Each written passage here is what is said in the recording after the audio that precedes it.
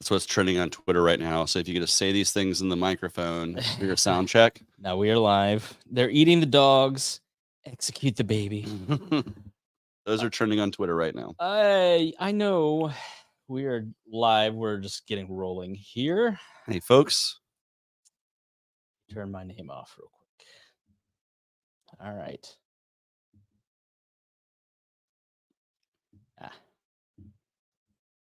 Okay.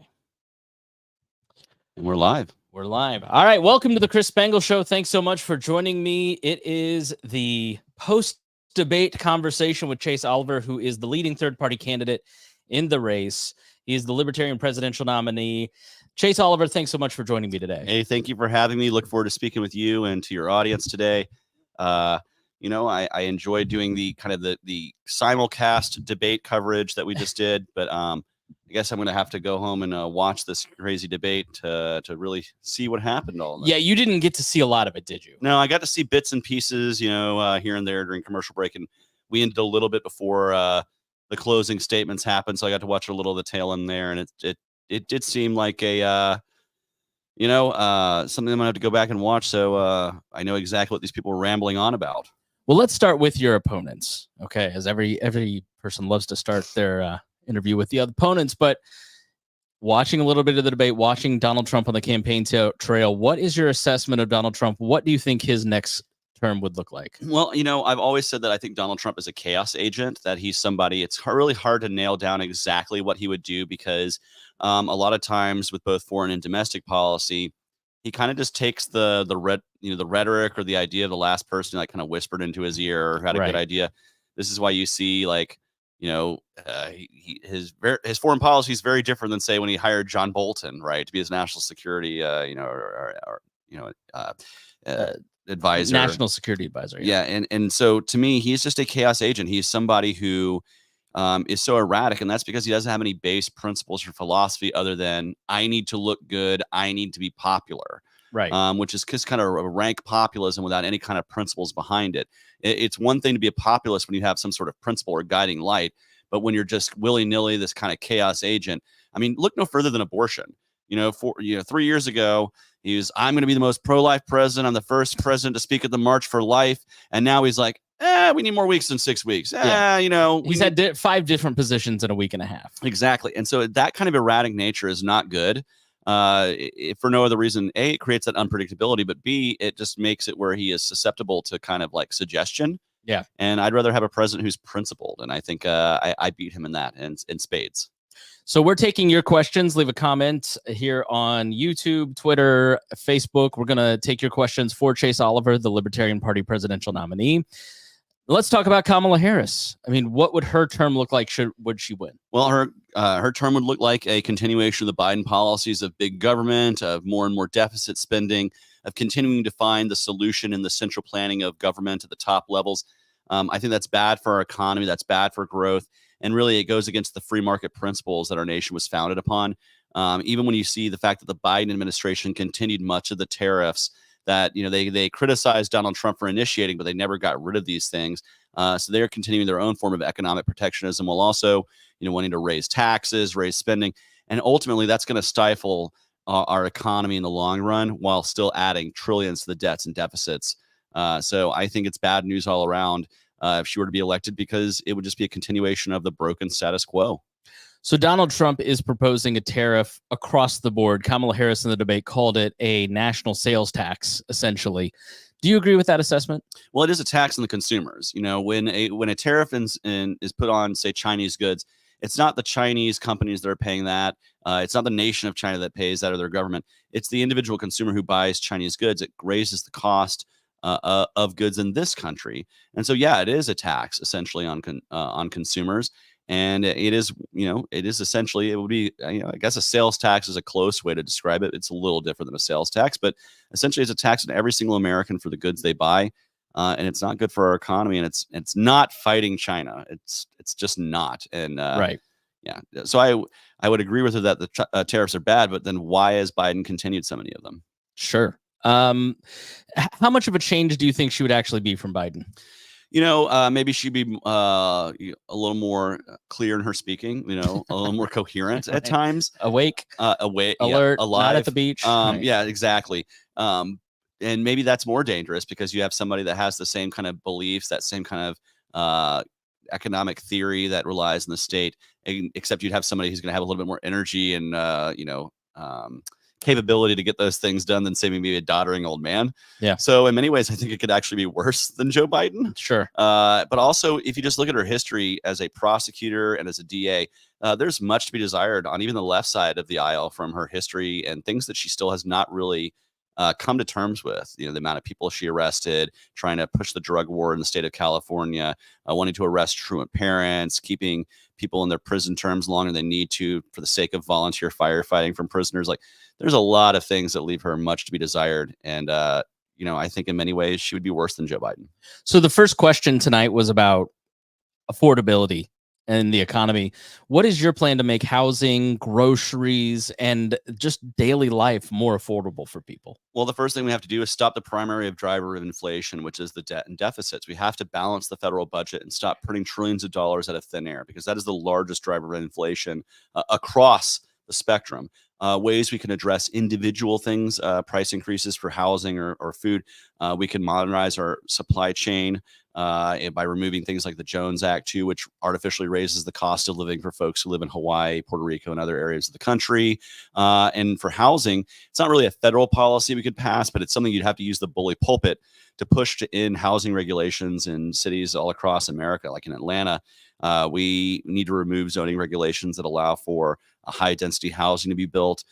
There's a lot of NIMBY liberals that try to prevent that from happening. Those are the worst kind of liberals, by the way, the not in my backyard liberals. They want it in someone else's backyard, but not their own. Right. And so we have to fight that NIMBYism in our cities across America to actually make affordable housing. If we don't build the homes that are affordable, we're never going to be able to put people into those homes. So that one's not directly related to the presidency. That's more of a local issue that we libertarians in our neighborhoods and communities across America can be pushing for. I'll certainly be doing it in my home city of Atlanta. So when Joe Biden talks about how he built 3 million homes in the last year, what do you make of that? Well, just like government doesn't create jobs, they don't build homes either, and I wouldn't want to live in a home that's built by the federal government. It would probably be a pretty rickety house, just based on the way the federal government does everything else. So, but no, and I think the more apt thing would be if someone said, I created conditions to where this many jobs were created under my tenure by private industry.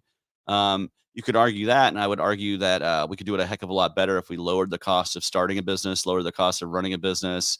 We could create a heck of a lot more jobs under a libertarian policy umbrella than we could under Joe Biden, certainly.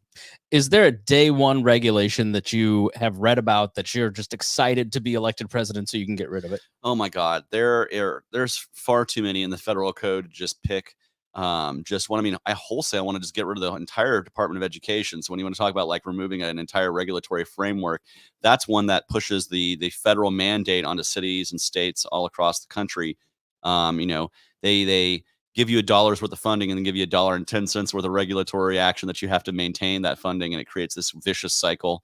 So I don't know. There's far too many to name than just one regulation. One of the things I think would be, I joke and say it's probably the most unsexy policy proposal, is that I would have my staff go line by line through the tax code to find loopholes and regulations to get rid of.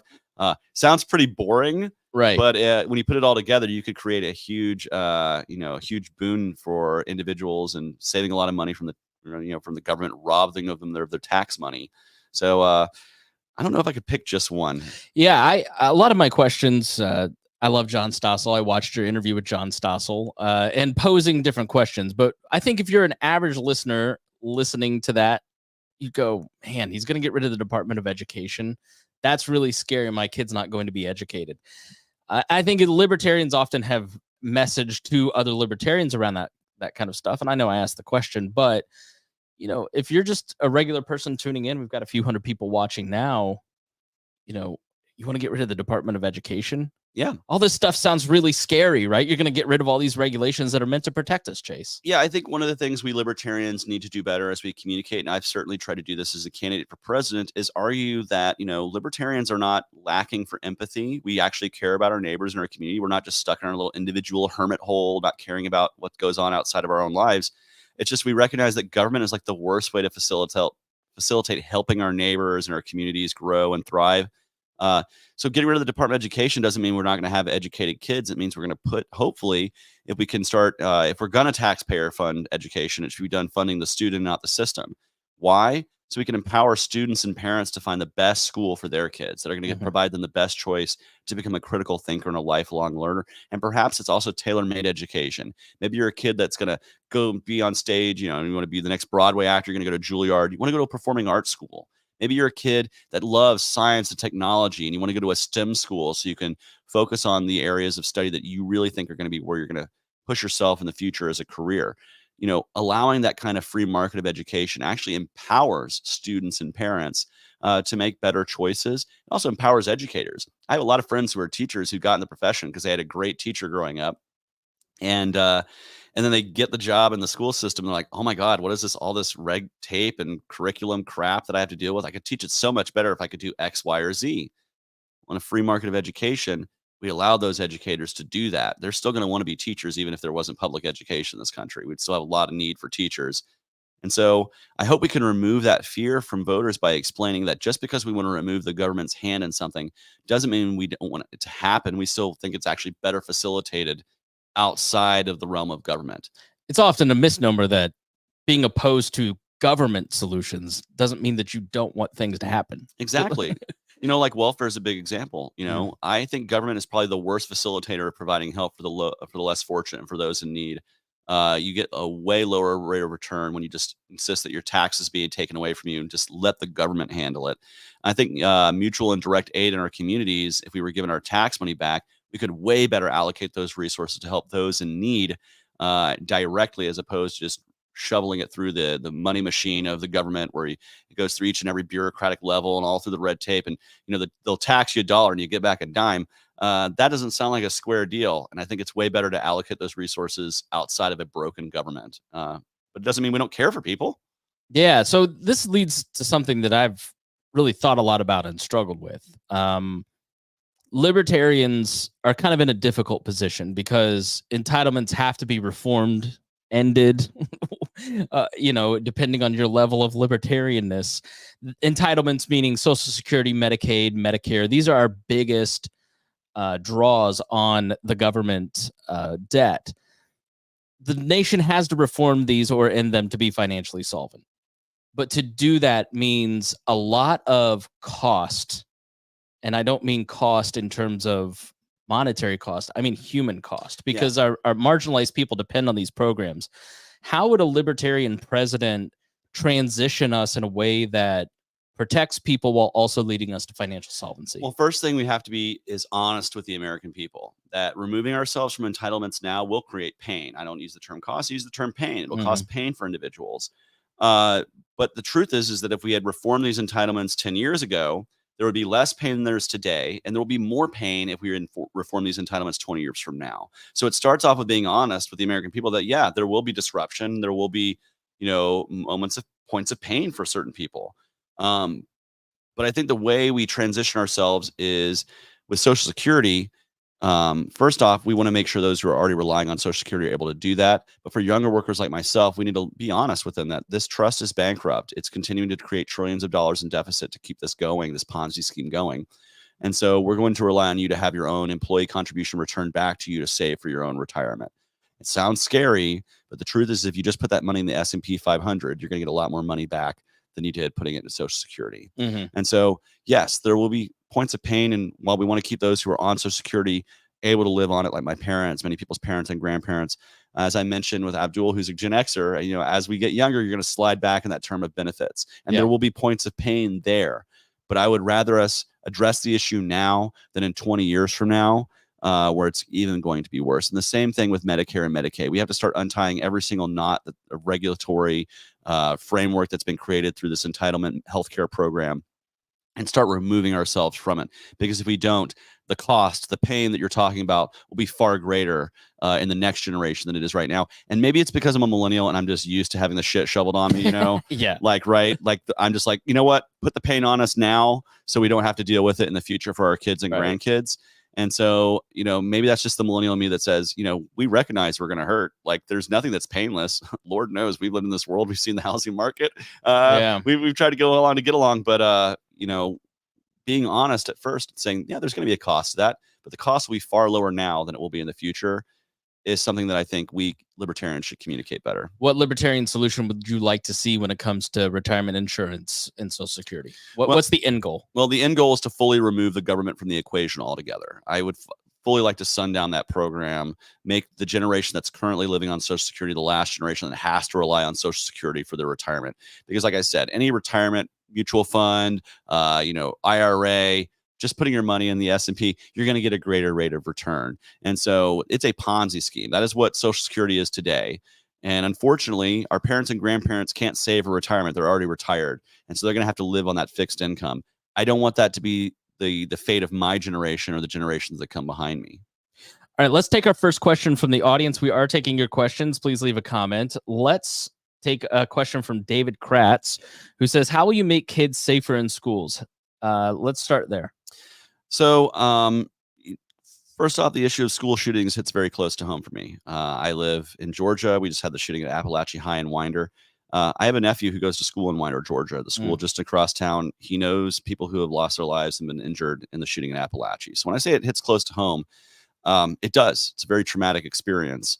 That being said, I think the rush to gun control is not really the right path to be taking. We've always had guns in our society. My mom, she likes to tell the story of like they had a rifling club in her high school. So boys would come to, she said boys would come to school with rifles on their, bagged on their arms. They'd put it in their locker. And then after school, they'd go do target shooting on the football field. Mm-hmm. Well, there was never a school shooting there. Right. But there were guns like literally available in the halls. So we have to look at what's the X factor of creating this violence in our schools. We've always had guns. But since Columbine, I think the two major contributing factors is the rise of social media and how that can isolate somebody into finding extremism online, but also it allows you to go online and be completely dehumanize people or be dehumanized yourself, which can lead to real mental health outcomes, isolation, and again, push towards extremism that can create violence to bubble to the surface. The other thing is we're not really addressing those mental health issues of young men that we see as the highest perpetrators of mass shootings in this country are young men. Many times they are on psychotropic drugs when maybe talk therapy might be a better alternative.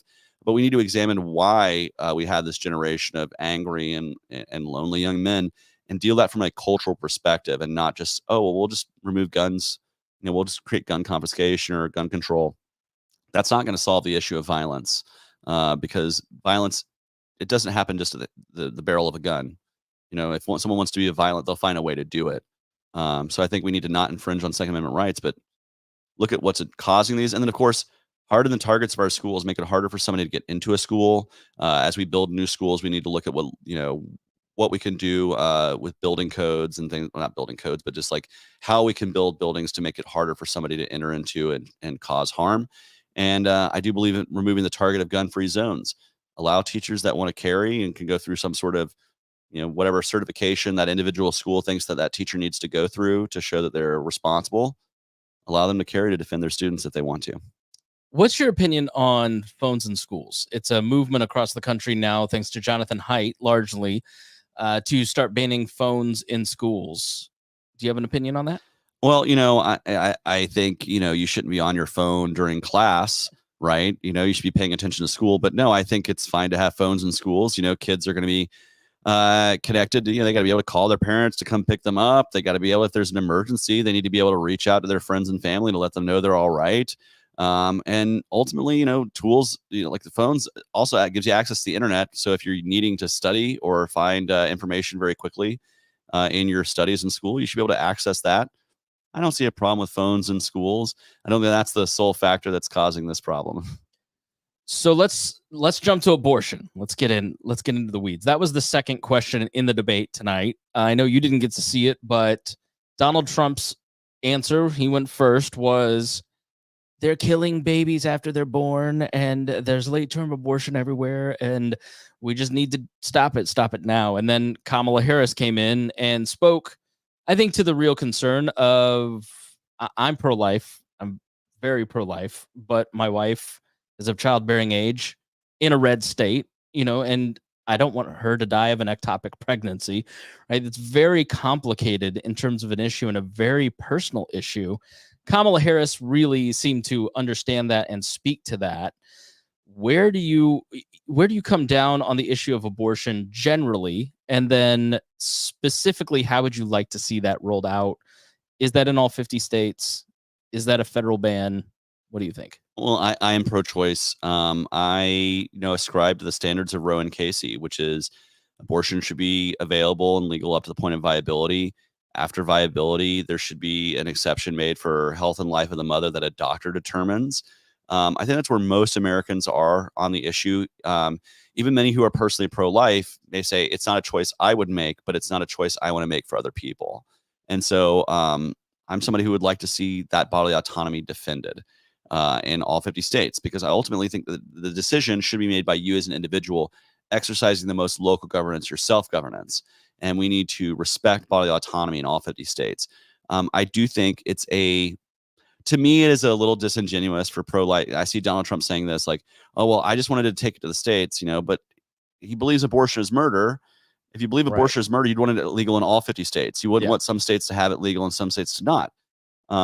I don't believe it is murder. I do believe ultimately it is someone exercising their choice. That is a very difficult, decision for individuals to have to make for themselves. I don't want to make that decision for anybody. I don't want to have to be anybody's conscience. And ultimately, like I'll be real with you. I'm a gay man who, I don't have a uterus, so it's not really going to be an issue that I have to affect, personally in my own life. I would much rather you and your family make those determinations and other people make those determinations at the individual level by defending bodily autonomy. And I will say this, first off, nobody's aborting after birth. That's just ridiculous. Right. But late-term abortion is less than 1% of abortions. And I've spoken with, I know somebody who had to have a late-term abortion. They were already a parent to triplets, and they were pregnant, and it looked like the child was not viable. It was going to die shortly after birth and could create serious health consequences for the mother if they went through with birth. And she was pro-life. And her doctor even said, I understand you're personally pro-life, but I just want you to know I will sign off on a medical abortion for this if you need it, if you choose it. And she went home and she prayed with her husband, and he woke up the next morning and he was on the edge of the bed, and she said, what's wrong? And he said, well, I prayed all night about it, and God said you needed to be a mother to 3 children and not a dead mother to 4. And they made the very difficult decision to have a late-term abortion. But that was their choice to make. And even though they were personally pro-life walking into that, they got to make the choice when the rubber met the road. I don't want to deny that for anybody. I think that is an extremely personal decision that I think should be left to individuals. I want to argue with you really bad, but I'm not going to, because we're going to keep taking questions. So if Democrats or Republicans signed a federal ban on abortion, or said, look, defined it so it would apply to all 50 states, would you sign that? A ban? Either a ban, Republicans pass a ban in Congress and bring it to your desk, or Democrats craft a law that makes abortion narrow but acceptable in all 50 states. Would you sign? Yes. Both of those? The latter, I would sign. Okay, you would veto a Republican ban on abortion? Yes, because I do think that ultimately a full outright ban would affect the bodily autonomy of individuals. Again, I think that's an individual decision for people to make, but to have that individual decision be made, you have to have it be available. Okay, Adam Newmeyer writes, what should the government do with respect to artificial intelligence, if anything? Well, one of the things that we don't want to see is government try to overregulate it, because if anybody's going to screw up AI and make it in some sort of violent, psychopathic tool that's going to destroy the world, it'll be the government doing it. I really think we should be hands off with overregulating AI. We should take a very laissez-faire approach. Like any new technology, there are people who say it's going to end everything. They said that about the internet; it was going to end everything. People who made horse-drawn carriages were like, "Oh God, cars are going to destroy everything." Right. New technology, I'm actually, an optimist with new technology. I'm somebody who Maybe it's the Trekkie in me, but I'm forward thinking and thinking about the potential of technology. I think AI has great potential to solve many efficiency issues that exist across the marketplace that will make goods cheaper for us. I think will allow people to do more work with less effort, which I think is a good thing. Ultimately, that we want to be more efficient when we do things. Is there potential for bad things to happen? Yes, any technology has the potential to have bad things happen, but I don't fear AI any more than I feared the internet when the internet was coming up. And I think there's more potential than downside, especially keeping the government out of it. It doesn't concern you that people within the industry are saying, look, this has potentially life-threatening, definitely altering, but if not threatening consequences. I mean, it's a security risk, and the government ought to have some measure in it. Yeah, I mean, I understand. There are always people in industries who cry for who cry for regulation. I, I don't know if I'm as afraid as they are. I mean, maybe I'm going to be proven wrong when Skynet comes online and bombs us all into oblivion, and we're fighting the robots, right? When Terminator becomes a real thing. But I just don't think that that's where the technology is heading. I also think, we're going to stay one step ahead of being able to identify AI, identify things like deep fakes, these kinds of things. Hopefully, we can stay one step ahead. I think that's the next technological arms race. And I have faith in humanity. I saw a video about Kamala cooking some cats earlier that was dead on. So it's getting scary out there. All right. So Michael Rowe, and again, you can leave your questions in the comments. We'll take your questions. What would the first 100 days look like under your administration, Chase? Well, I can tell you the first day is going to be me taking the oath of office. And before I even do the rest of my speech, I'm going to pardon Edward Snowden, Ross Ulbricht, Julian Assange, and Leonard Peltier. I then would draft a vision for what I want America to go. I would immediately meet with the Joint Chiefs of Staff and my incoming Secretary of Defense to let them know, hey, we're going to start closing bases. We're going to start wholesale taking percentages off of the DoD budget. And so you need to present a plan to me on how to best draw down these forces as quickly as possible to remove the military footprint from around the world. I would create a domestic policy vision, asking Congress to present to me a balanced budget, one that actually does not need to seek to raise taxes to do this either. And they need to cut the fat. They need to cut the redundancies in our government down to size to where we can actually look towards balancing the federal budget, getting the deficit under control. If they submit to me a non-balanced budget, I submit them back to a vetoed budget and challenge them to override me, because I, as president, will not add $1 of deficit or debt to the American people. Congress will have to do that without me. And so I'll make that challenge to Congress to get that done. If they don't get it done, they override me full of trillions of dollars in deficits. I'll make sure the American people know exactly who put that on their kids and grandkids. Lastly, as far as domestic issue challenges, I think the greatest issue we need to face past balancing the budget is streamlining our immigration system. I think it's the one that voters care about the most. It's the first major domestic policy issue I'm going to tackle by having Republicans and Democrats, independents in the room to look at how we can get the 21st century Ellis Island going as quickly as possible. And of course, in doing this, I would also be staffing up and not staffing up agencies as needed. So that leads me to an important question that I think is the most fundamental one for any libertarian, which is that if you're elected, you're on an island, right? You don't have the infrastructure of a party. You don't have friends in Congress. You don't have partners. Maybe you do. What moves do you make if you get elected to start achieving those top agenda items? Who do you work with and how? Well, we'll change from issue to issue. You're going to have to create single issue coalitions across the legislature to get things done. It's something I've done in my activism very well. I've worked, across as a libertarian, I've worked with Republicans on constitutional carry in the state of Georgia. When it comes to working with the left on, say, like Stop Cop City or immigration rights, like I walk into the room as the libertarian in the room, recognizing that if we start talking about economics, we're going to quickly disagree about things. But if we stay focused on that single issue coalition, we can get things done. And that's what I would ask members of Congress to do, whether they be Republican or Democrat, is to find the areas of agreement on those issues and get to work on them. Let's not focus on the disagreement at one time.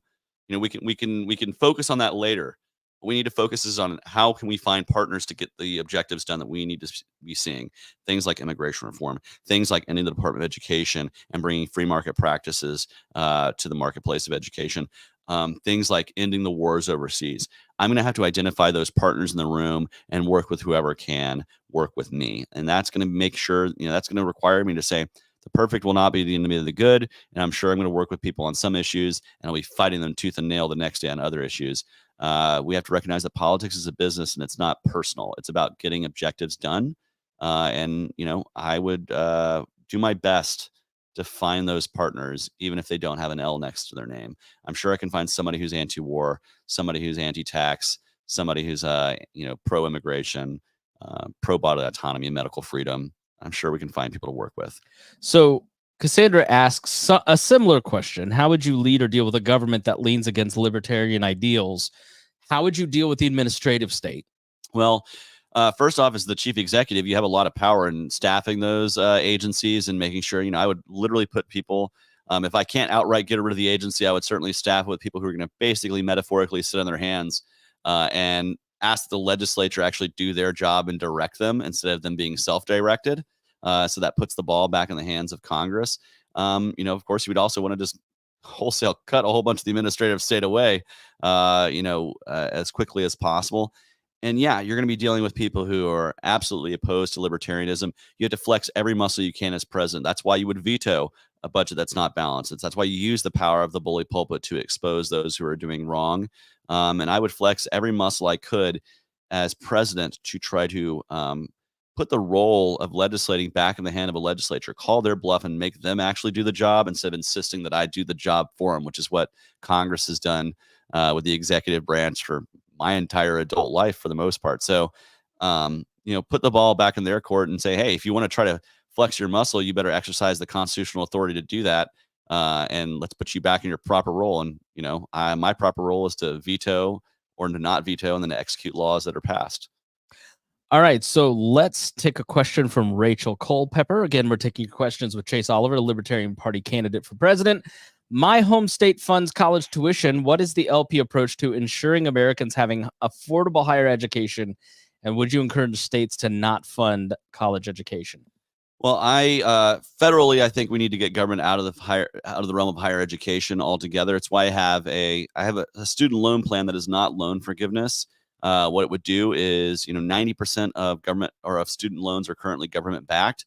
That is creating an artificial floor for the cost of higher education because, institutions of higher education know that, hey, if the government's backing the money, we can raise the prices. It's fine. They'll adjust. I think what we need to do is get the government out of the business altogether. So I would seek legislation that would make all currently government-held student loans interest-free as of today so people can pay down the principal. You pair that with no new government student loans so that we transition the marketplace over to more a free market where banks are deciding the value of the degrees in which you're getting. And you'll see institutions lowering the cost of certain degrees to match that demand. And I don't think, I'm not going to tell the states what to do. That's part of deregulating education away from the federal government is to create 50 laboratories of innovation. Do I think state funding of higher education is probably the best way to do it? No.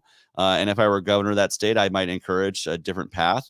But as president, I'm going to allow those 50 laboratories of innovation to do what they're going to do. And we'll see the best practices being adopted by others and the worst practices falling by the wayside as they should. All right, Mark Saxon asks a question that I've had a couple times in prepping for this from folks. How do you maintain the country's contracts to military veterans while streamlining the VA, and what changes do you look for in regards to the Veterans Administration? Well, you're right. When someone serves this country, they sign a contract, and our part of that contract is to provide them the health care they need, both during their service and after they have served, especially if they've been injured in the line of duty. I think the way we streamline the VA altogether is remove a lot of the red tape that allows people to go to the doctor of their choice. I understand the need for VA hospitals. These doctors have specialization in things like burns or missing limbs or other things that are particular to those, things that might happen in a war zone or in a military setting. But for most of your healthcare, you as a veteran should just be able to go to your local doctor without any difficulty. You shouldn't have to fill out any paperwork or go through any bureaucratic mess. You should be able to just put that right on the VA. That would save us so much overhead that any increase in cost from going to a private doctor would be totally eaten up by the loss of the increased overhead that currently exists at the VA. And so, yeah, you would streamline the agency itself, but also provide more choice for veterans. I think that is, one of the few things I think government should fund is the military and taking care of its military members after their retirement. Because I'm a minarchist, I think that's one of the few essential functions I think a government should have, and we should do it well. Well, there goes the anarchist vote. Hey, listen, I love anarchists. I'll say this. I love you anarchists. And we can continue to have these great debates over anarchy versus minarchy. But in the meantime, let's keep cutting down the state as much as possible together to where one day we get to that minarchist ideal. And hey, maybe I become an anarchist at that point. Maybe I'm like, hey, this minarchy is BS, you know? But until we get to that point, we need to be joining together to fight to tear down the state piece by piece, brick by brick, as much as possible. And when we do that, you know, I think we can facilitate great relationships with anarchists. Even though I'm myself an anarchist, I also just really love those late night, had a few drink conversations / debates that happen at libertarian conventions between anarchists and anarchists. I once drank moonshine in Tennessee and stayed up an entire night debating an anarchist. So that's how you know you're a libertarian. Is that is how you know you're a libertarian. Yeah. People are like, what are you, man, anarchist? What are you talking about? Yeah. Let's talk. This is an interesting question for Chuck Pullen. As you know, Donald Trump and Kamala Harris are big fans of this show. So they listen to this and they hear Chase Oliver and they go, that guy has a lot of great ideas. He's tremendous. Mm-hmm. And they ask you to be in their cabinet. Donald Trump or Kamala Harris says, I want you to be in my cabinet. Do you say yes? And what cabinet position would you pick? What's your interest? I mean, honestly, it's a very tough question to answer, because I think that if a libertarian got in either cabinet, they wouldn't last very long. Right? Like maybe I would take the job and I'd be out in like a single Scaramucci, right? Like 11 days or whatever. Yeah. But it's hard to say no to, you know, trying to do your best and serve your country. And I think if there was I don't know where they would want to put me in a cabinet, because frankly, I disagree with them so much in so many things. Like it'd be the cabinet position they'd want to get rid of the most, because they know I would do everything I can to whittle it away. This is a great plan. I love it. Yeah. Put me in charge of the IRS and see how well that functions. Okay, right. Yeah. You know? So I don't think they're going to ask me to serve in their cabinet, but if they did, I would have to take serious consideration of doing it. But I would only do it if I thought I could be effective in the role and reduce things in the government's impact in our lives. So if I was to be put in charge of, say, if I was the attorney general, right, I would want to make sure that the Justice Department is not engaging in lawfare, but also really doing its best to preserve the civil liberties of the people we serve. If I was prevented from doing that by the policies of either the Harris or Trump administration, I wouldn't want to do it. And so my short answer is, yeah, I'd probably try it, but I don't think I'd last very long. So IRS is your favorite? You know, which would you choose, even if you know you're not going to make if I could choose any department of the government? Defense. Oh yeah, interior. Probably defense or state, so that I could start removing the warfare state around the world and engaging in real diplomacy. That would probably be the ones I would be most interested in. If I were given a cabinet position, yeah, right there at the top, whatever's the closest in like the level of succession, right? So just in case the plane goes down, I think it's state. State's the highest one, so we'll go with Secretary of State, and I can do my part to remove the militarized foreign policy from around the world and re-engage in true diplomacy. All right, so I've got questions for you on that. So Michael Poss asked, ask Chase's stance on leaving NATO. Yes, and let me explain NATO if you're watching and you don't know what that is. The Northern Alliance Treaty, North Atlantic Treaty Organization. Thank you. Okay. And it is a collection of states in Europe and America that have a security pact against the USSR, now Russia, often blamed for Russia invading. Don't personally agree with that, but Trump says he wants to leave NATO or make them pay more or wants to make changes to NATO. What's your position? The short answer is I would want to leave, because I don't think we need to have permanent entangling alliances. I think we were warned by our first president against this, and we should heed the advice of George Washington. Doesn't mean we can't come to the aid of Europe when they are being threatened. We certainly did in World War II. We didn't have a NATO pact then either. Mm-hmm. We also formally declared war, which is nice. So I don't think we need to have NATO to ultimately be a good neighbor. And if a war came that we felt we needed to be invested in, I don't think we need NATO to push us into that war. We would do that ourselves. And so ultimately, I don't think we need to be in such an entangling alliance, certainly not in the post-Cold War world. Maybe you could justify that during the Cold War, but I think, post the 1990s, that is kind of a relic that we don't need to necessarily have to be a functioning world power. I mean, I look at it and I don't think it's a coincidence. Ukraine is not a NATO member and they got invaded. I don't think Putin would think twice about invading these other countries if NATO didn't exist. So I look at it as NATO is actually something that helps keep a lot of the peace. What do you think of that argument? I mean, I think if even if we didn't have a NATO, if Putin really tried to move into Western Europe, there's a good chance the Congress would declare war. So I don't think we necessarily need NATO to be a pushback. But that's just me, and I maybe we agree to disagree on that, but I don't think it's a needed thing in the 21st century for us. First off, we're so military capable. Like we spend more than the next 9 nations combined in terms of military output. One single aircraft carrier could probably take down most major nations in the world these days, one carrier group. And so I don't fear a war with Russia in that way. And ultimately, I think Putin would be smart enough to not engage in a direct war with Western Europe because they know the United States would step in. So I want to test the limits of a non-interventionist president, okay? Because this is something that I struggle with as a libertarian and just watching the world and in the way that it is. In 94, the United States signed a treaty, the trilateral agreement with Ukraine and Russia. And we said, we will protect you. We'll give you security guarantees in exchange of you giving up your nuclear weapons and giving them to Russia. If Russia ever tries to mess with you, then we will come and protect you. We have Taiwan, Israel, and a lot of other nations around the world that we, over the last 100 years, have agreed that we will be your protectorate.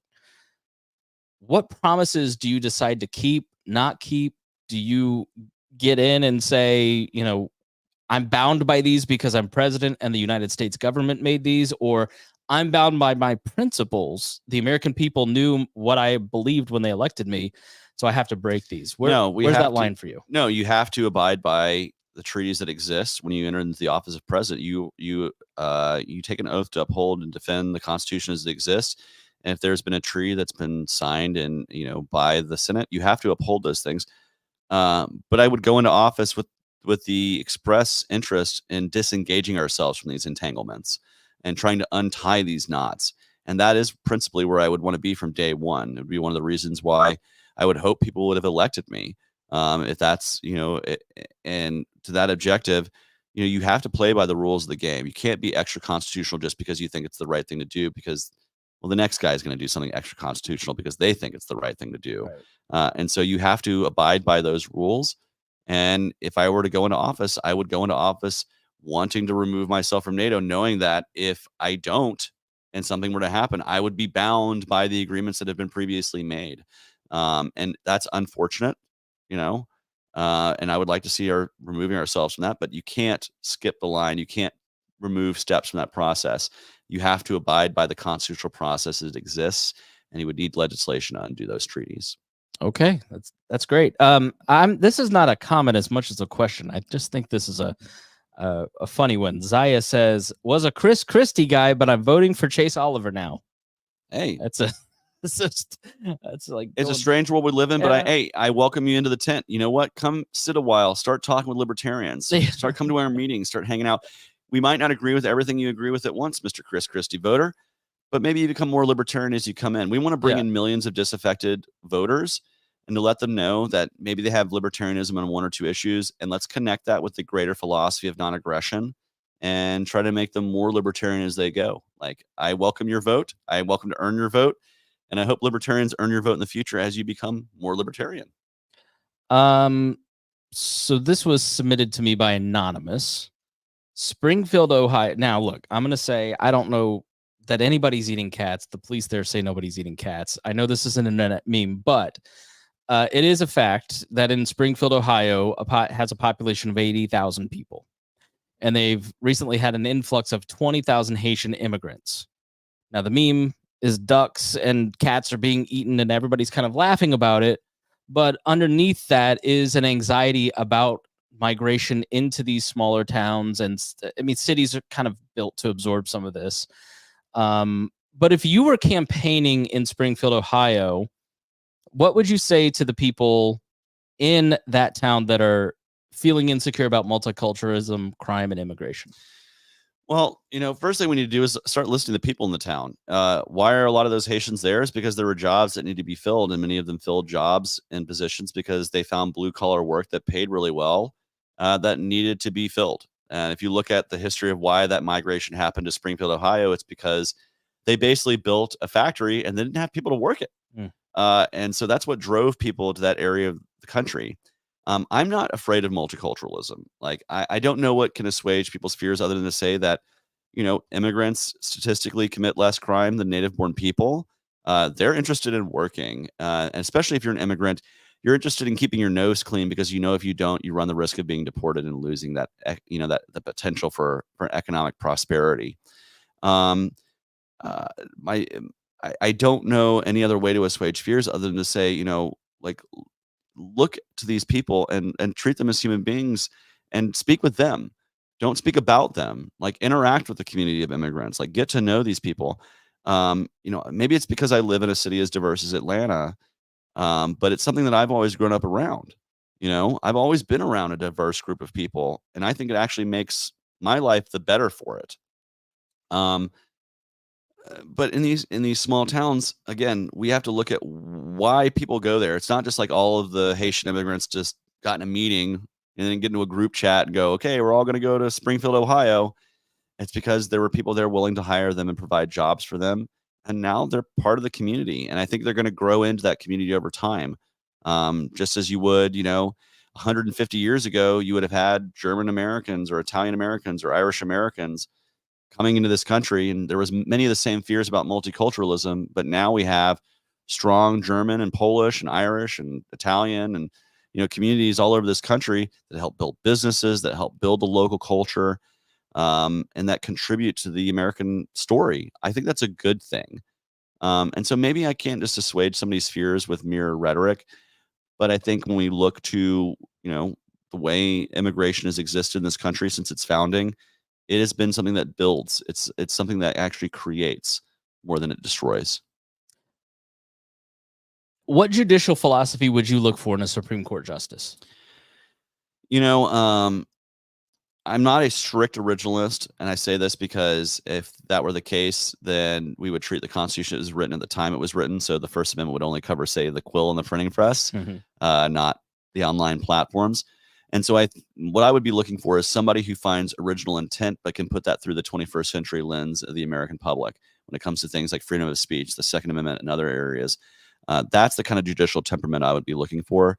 And I frankly, if I were elected president, my attorney general and all of my prospective Supreme Court nominees would be somebody that I would want to have served as a defense attorney first, who's actually spent time on the other side of a courtroom, not merely being a prosecutor, because I think that insight is very valuable. And certainly in the temperament of judges I would be wanting to nominate, that would be a criteria that would certainly be pushing people to the top of the list, is if they've ever served in a courtroom setting as a defense attorney. All right, let's go to the questions. Janice McKenzie asks, how specifically would a Chase Oliver administration end the surveillance state in America? Well, specifically, I would go to every single camera and I would take them all down one by one, CCTV cameras. No, it starts with undoing a lot of the legislation that was passed out of the initial fear and emergency measures of 9/11. It requires things like sunsetting the Patriot Act, sunsetting the warrantless wiretapping. A lot of these programs, they came about as, ostensibly to protect us from terrorism. Much of it, as we've seen, has been very heavy-handed. And so it's going to start with working with Congress to literally undo much of the legislation that's happened over the last 20 years. It's not sexy to say that, right? It's going to take time for me to work and go through committees and go through all the process. But that's really the only way to do it, other than to say, as the chief executive, I will no longer be directing the NSA to collect metadata. I will be asking them to clear this metadata out so that we're no longer spying on just the average American for what they're doing, and we can actually focus ourselves on, trying to keep the country safe as opposed to trying to know what every single person's doing at every single moment. So yeah, there's certainly levers you can pull as the chief executive, but in the long run, to make sure that once I'm out of office, if I were elected, that this continues, we'd have to find a legislative solution to that by undoing much of the legislation that was created right when I was getting out of high school and has been around for the last 20 plus years. Something honest and decent like FISA courts. Yeah. What do you keep? I mean, in an age of asymmetric warfare where war's not hopefully ever going to go back to World War I and II and these big battles, it looks a lot like cyber attacks. It's North Korea attacking Microsoft, and China's trying to steal state secrets. Russia trying to hack into Georgia's election voting machines. Is there a place for the federal government to assist major companies and to centralize national security and protect the nation from cyber attacks and foreign actors? Well, yeah, the role of our military is to defend our sovereignty from invasion from outside of our borders. And that also applies to, that applies to the information age. That applies to, technology that maybe didn't exist, certainly didn't exist when the Constitution was written. But that's the purpose of a military. And certainly that's an application that I think the Department of Defense should be looking more into, as opposed to continuing the military industrial complex welfare game of building more tanks and more planes and, continue to build more military hardware components in every congressional district across the country. No, I'd much rather the DoD start refocusing itself on the 21st century battlefield, which is information technology, and working with private entities to make sure that they are secure from foreign actors invading them. I don't, and in fact, it's a far better use of our military than drone policy of killing innocent people around the world. So I think take those billions away from that. You invest that into information technology and make our people safer, make our industry safer from digital invasion, so to speak. So if you were president and China invaded Taiwan, what would you do in that first month? I would not go to war with China. Taiwan would have to defend itself. We have provided Taiwan with billions upon billions of dollars of military readiness and arms. But here's the thing. I don't think that's ever going to happen, because I do think that the saber rattling between us and China, if a hot war were to start between our two nations, it would be mutually assured economic destruction because of how entangled our two economies are on the world stage. And so I really don't fear that happening, because I think China knows if they did that and it provoked a hot war, it would lead to their downfall as much as possible, as much as it would lead to ours, or probably definitely more so. And so I think they're not keen to doing that. I think the reason why China rattles the saber is because they want to seem ascendant on the world stage and equal to the United States. I think the reason why we rattle the saber is because we want to continue having our military industrial complex lobbyists whispering into the ears of Congress people, we need these tanks, we need these planes to stop China. I don't fear war with China as much as some people do. But if China were to attack Taiwan, no, I would not send United States forces to fight in that war. I was asked by a guy in his 80s when I was running, actually in Indianapolis when I was campaigning last year, and he came up to me and he said, a lot of good men were ordered by our government to go fight communism and die in Vietnam. Would you order young men and women to go fight communism and die in Taiwan? And I said, absolutely, I would not. And he said, you've earned my vote today because you learned the mistakes from the past.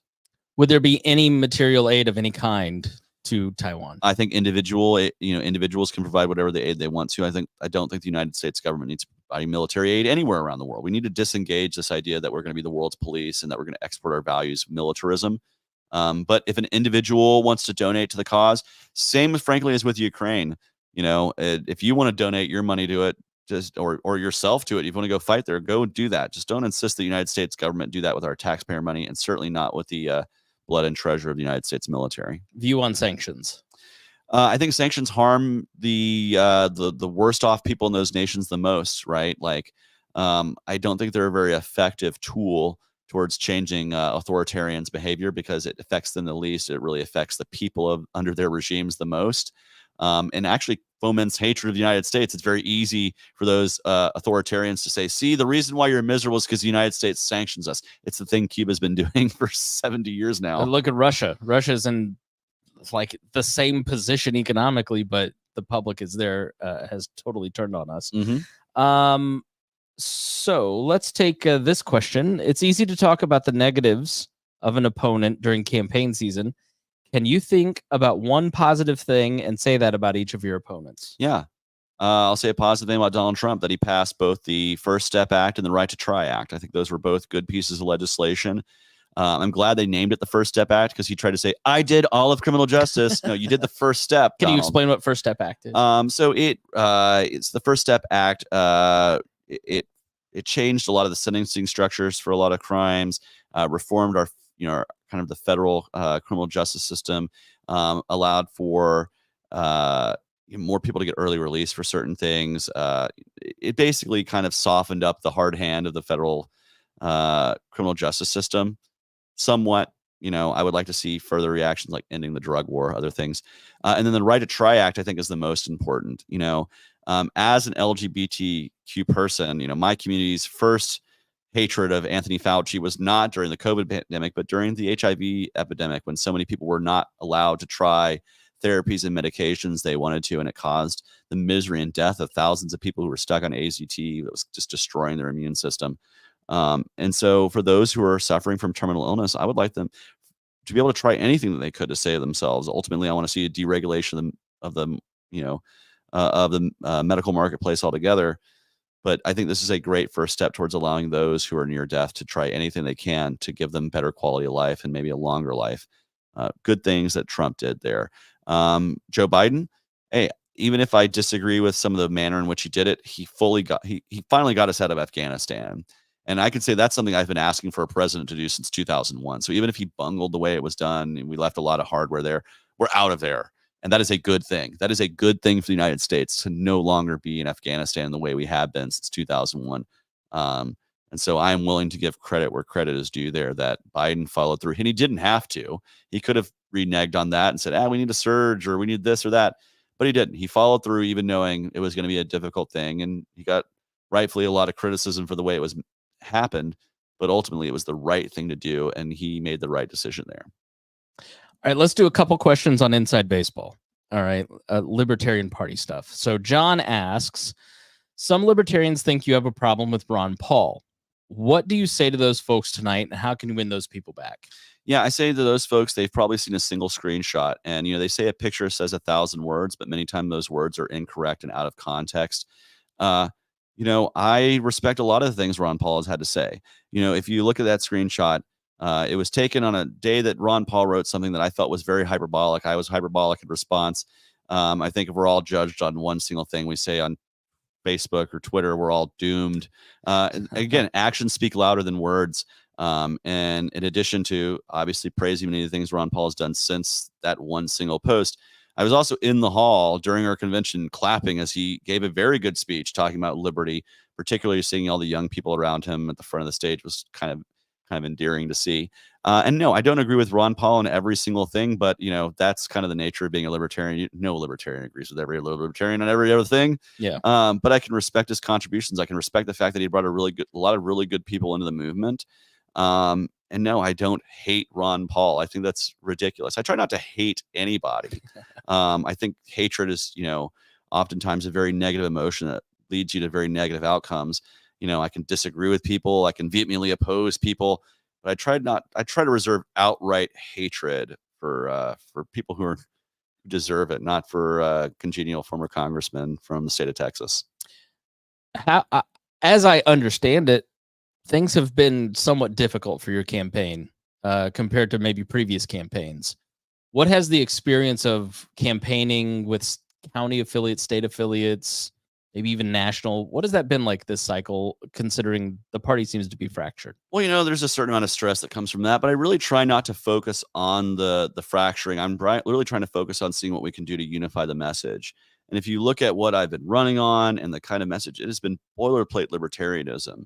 And I'm sure there are people who might have personal disagreements with me on particular subjects here and there. But as long as we're not trying to facilitate the government being used to impose that will upon other people, I can agree to disagree with other people. Yeah, it's stressful seeing headwinds coming from people within your own party.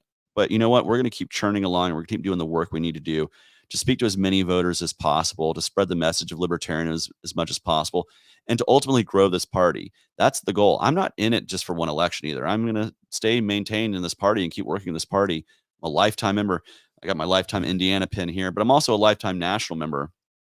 And I'm devoted to building up this party to be a true challenger to the two-party system. So, yeah, I think it's interesting that if you really look back through the last few campaigns, you'd have to go back to Harry Brown to find somebody that's just kind of a homegrown party member that is the presidential nominee that just talks about pure orthodox libertarianism. Yeah, I think I am the last one since Harry Brown who was like a party member for a decade before I sought my party's nomination for president, other than Jo Jorgensen. Jo Jorgensen was a longtime party member. She was Harry Brown's running mate, for God's sakes.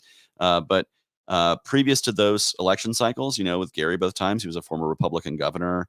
Bob Barr before that, Bernard before that. Like, they all came from somewhere else.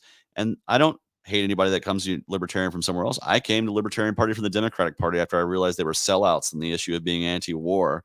And so I appreciate people who wake up and come into Liberty. I want them to feel welcome here. But as far as a candidate, I've been working within the party for a long period of time. I love the Libertarian Party. I want to see it grow and flourish. If there are people who disagree with me on style or a particular topic, let that be in the realm of disagreement. But I think it's backwards thinking to think, oh, well, we're gonna attack our own party's candidate. Hey, if you want, let's be real. If Dave Smith was your guy in 24 and he didn't run, and you want him to run in 28, don't you want the party to be in better functioning hands for him to be able to take that office in 28? Vote Libertarian, help build up the Libertarian Party and state affiliates all over the country. You don't have to love me to recognize that I'm broadly Libertarian. I'm more Libertarian than any other candidate that's going to be on the ballot.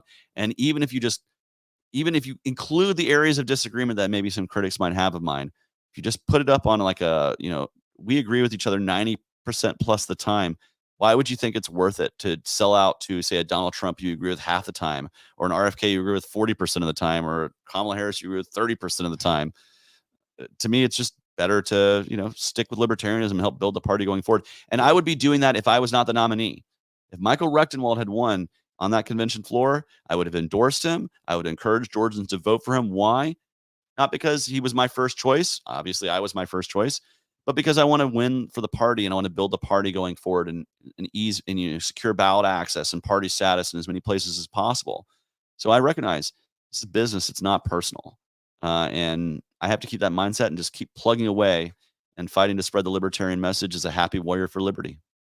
Chase Oliver, where can people find out more information about you? You can find me at votechaseoliver.com. That's my website where you can find our full policy platform. You can find all the media we've done in the past. You can join on as a volunteer, become a donor supporter. And if you want to follow along at social media, it's at Chase for Liberty on all major platforms. Follow us there, join along, share and spread the wealth. Make sure everybody knows there's a libertarian option on their ballot. I will keep fighting for you if you keep fighting for the Libertarian Party. All right. And we have more of a biocentric podcast that you and I did a year or two ago that is in the feed, and I'll put that in the show notes if you want to hear more about your background and a little bit more about how you ended up here. Yep. Because you started running like 2 years before.